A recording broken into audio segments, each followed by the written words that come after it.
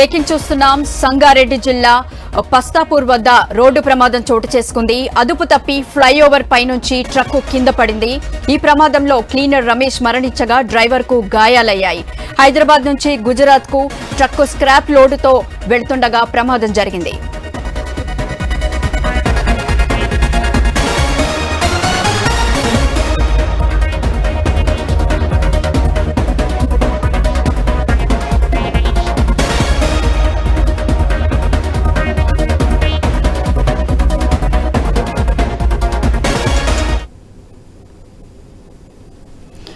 సంగారెడ్డి జిల్లా పస్తాపూర్ వద్ద రోడ్డు ప్రమాదం చోటు చేసుకుంది.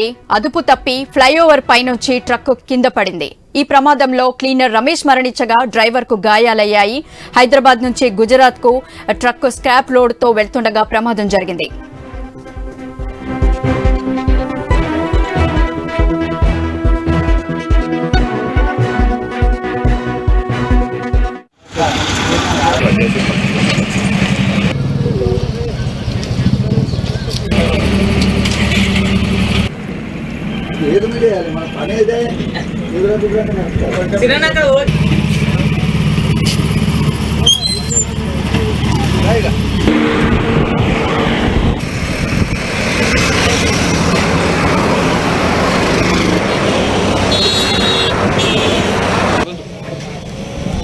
पूरा मीर के लोग तप्पलेरिपोయింది